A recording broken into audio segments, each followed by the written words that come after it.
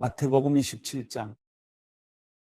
이튿날 새벽 모든 대제사장들과 백성의 장로들은 예수를 죽이기로 결정했습니다. 그들은 예수를 묶고 끌고 가서 빌라도 총독에게 넘겨주었습니다. 예수를 배반한 유다는 예수께서 유죄 판결을 받으신 것을 보고 뉘우쳐 은돈 30을 대제사장들과 장로들에게 돌려주며 말했습니다. 내가 죄 없는 사람의 피를 팔아넘기는 죄를 지었소. 그러나 그들이 대답했습니다. 그게 우리와 무슨 상관이요? 당신 일이니 당신이 알아서 하시오. 그러자 유다는 그 돈을 성소에 내던지고 뛰쳐나가 목을 매달아 자살했습니다. 대제사장들은 그 은돈들을 주워들고 말했습니다. 이것은 피를 흘려 얻은 돈이니 성전 금고에 넣어두는 것은 옳지 않다. 그래서 그들은 논의 끝에 그 돈으로 토기장이의 밭을 사서 나그네들을 위한 묘지로 삼았습니다. 그래서 오늘날까지도 그 밭을 피밭이라 부릅니다. 이로써 예언자 예레미야가 예언한 말씀이 이루어졌습니다. 그들은 은돈 30을 곧 이스라엘 자손이 값을 매긴 사람의 몸값을 받아 토기장이의 밭을 사는 값으로 주었으니 이는 주께서 내게 지시하신 것이다. 예수께서 총독 앞에 서시자 총독은 예수께 물었습니다. 내가 유대 사람의 왕이냐? 예수께서 대답하셨습니다. 내가 그렇게 말했다. 예수께서는 대제사장들과 장로들의 고소를 받고도 아무런 대답을 하지 않으셨습니다. 그러자 빌라도는 예수께 이 사람들이 여러 가지로 너를 반대하는 증언이 들리지 않느냐 하고 물었습니다. 그러나 예수께서는 단 한마디도 대답하지 않으셨습니다. 그래서 총독은 매우 이상하게 여겼습니다. 명절이 되면 우리가 원하는 죄수 하나를 총독이 풀어주는 관례가 있었습니다. 그때 바라바라는 악명 높은 죄수가 있었습니다. 그러므로 빌라도는 모여든 군중에게 물었습니다. 내가 너희에게 누구를 놓아주었으면 좋겠느냐? 바라바냐? 아니면 그리스도라고 하는 예수냐? 빌라도는 그들이 예수를 시기에 자기에게 넘겨준 사실을 알고 있었습니다. 빌라도가 재판석에 앉아 있을 때 그의 아내가 이런 전가를 보내왔습니다. 당신은 그 의로운 사람에게 상관하지 마세요. 어제 꿈에 제가 그 사람 때문에 몹시 괴로웠어요.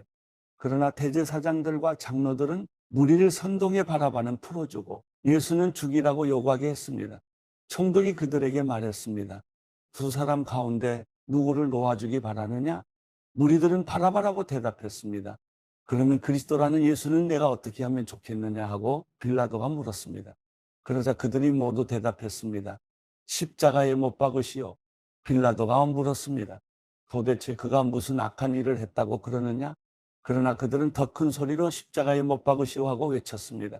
빌라도가 자기로서는 어쩔 방도가 없다는 것과 또 폭동이 일어나려는 것을 보고 물을 가져다가 무리들 앞에서 손을 씻으며 말했습니다. 나는 이 사람의 피에 대해 아무 죄가 없다. 이 일은 너희가 책임을 져야 한다. 그러자 모든 백성들이 일제히 대답했습니다. 그 피에 대한 책임은 우리와 우리 자손들에게 돌리시오. 그러자 빌라도는 바라바는 놓아주고 예수는 채찍질한 뒤 십자가에 못 박도록 넘겨줬습니다. 총독의 군인들이 예수를 총독 관저로 끌고 가자 총독의 모든 군대가 예수를 둘러쌌습니다. 그들은 예수의 옷을 벗기고 자주색 옷을 입혔습니다. 또 가시로 관을 엮어서 예수의 머리에 씌우고는 그 오른손에 갈대를 들게 했습니다. 그리고 그 앞에 무릎을 꿇고 희롱하며 말했습니다. 유대 사람의 왕 만세. 그들은 예수께 침을 뱉고 갈대를 빼앗아 머리를 때렸습니다. 이렇게 희롱하고 나서 군인들은 자주색 옷을 벗기고 예수의 옷을 도로 입혔습니다. 그러고는 십자가에 못 박기 위해 예수를 끌고 나갔습니다. 성 밖으로 나가는 길에 그들은 시몬이라는 구레네 사람과 마주치게 됐습니다. 그들은 그 사람에게 억지로 십자가를 지고 가게 했습니다. 그들은 골고다 곧 해골의 장소라는 곳에 이르렀습니다. 거기에서 군인들은 예수께 쓸개탄 포도주를 주어 마시게 했습니다. 그러나 예수께서 맛보시고 마시지 않으셨습니다. 군인들은 예수를 십자가에 못 박고 나서 예수의 옷을 두고 제비를 뽑아 나눠 가졌습니다. 군인들은 거기에 앉아 계속 예수를 지켜보았습니다. 예수의 머리 위에는 그들이 유대 사람의 왕 예수라는 죄패를 써붙였습니다. 두 명의 강도도 예수와 함께 십자가에 못 박혔는데 한 사람은 예수의 오른쪽에 다른 한 사람은 왼쪽에 달렸습니다.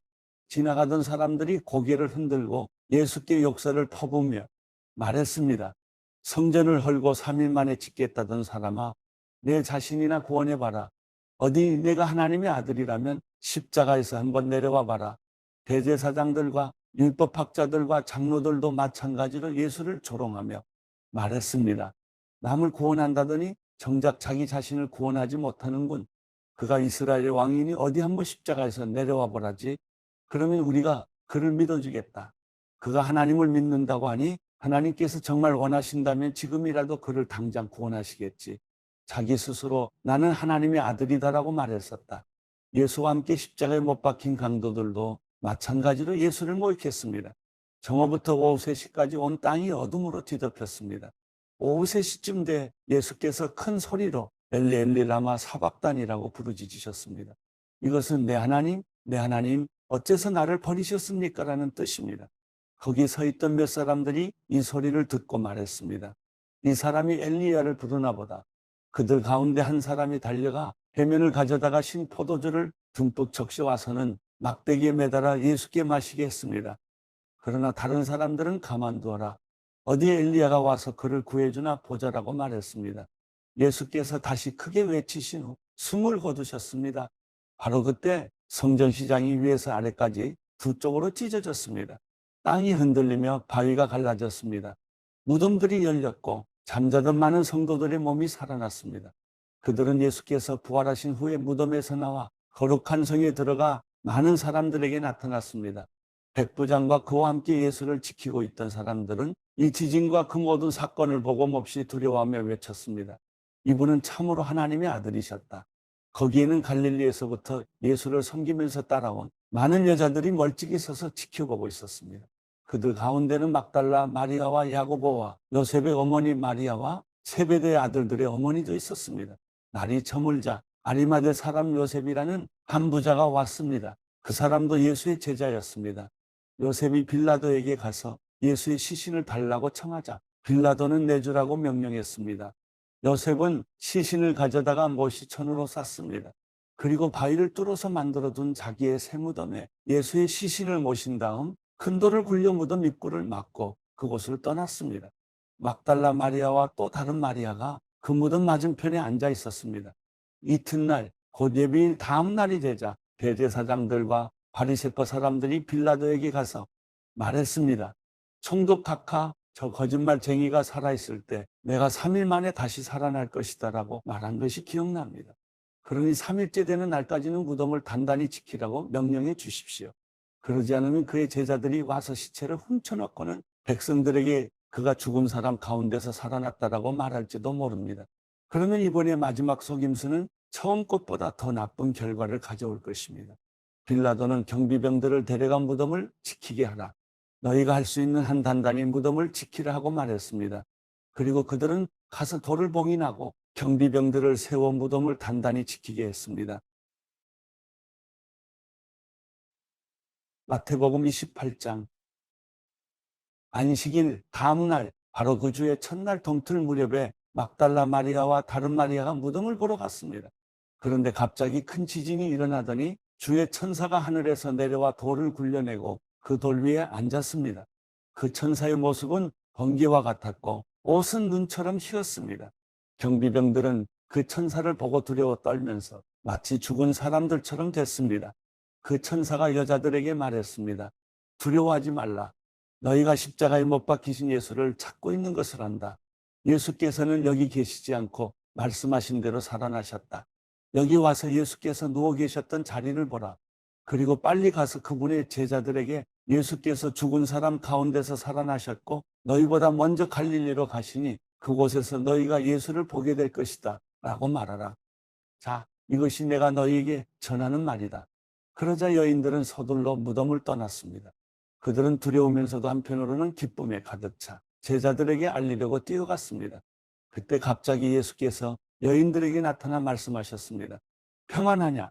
그들은 예수께 다가가 예수의 발을 붙잡고 예수께 절했습니다. 그러자 예수께서 그들에게 말씀하셨습니다. 두려워하지 말라. 가서 내 형제들에게 갈릴리로 가라고 전하라. 그곳에서 그들이 나를 만날 것이다. 그 여인들이 길을 가는 동안 몇몇 경비병들은 성 안으로 들어가서 대제사장들에게 일어난 일들을 모두 보고했습니다.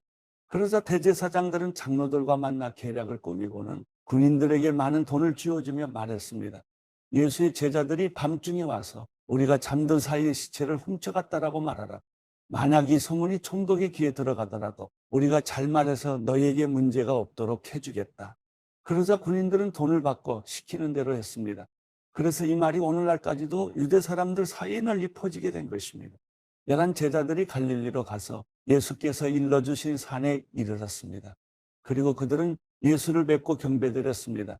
그러나 어떤 사람들은 의심했습니다. 그때 예수께서 다가오셔서 그들에게 말씀하셨습니다. 하늘과 땅의 모든 권세가 내게 주어졌다. 그러므로 너희는 가서 모든 민족을 제자로 삼아 아버지와 아들과 성령의 이름으로 세례를 주고 내가 너희에게 명령한 모든 것을 그들에게 가르쳐 지키게 하라. 보라, 내가 세상 끝날까지 너희와 항상 함께 있을 것이다.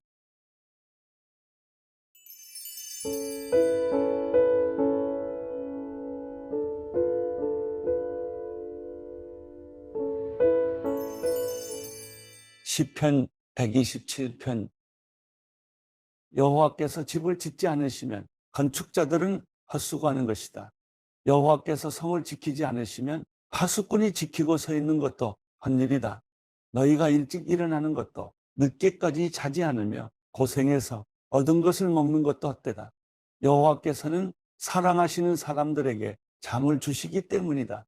자식들은 여호와의 유산이요 모태의 열매는 그분께 받는 상이다. 젊을 때 낳은 아들들은 용사들의 손에 든 화살과 같다. 화살통이 화살로 가득 찬 사람은 복이 있으니 그들이 문 앞에서 적들과 싸워도 수치를 당하지 않을 것이다.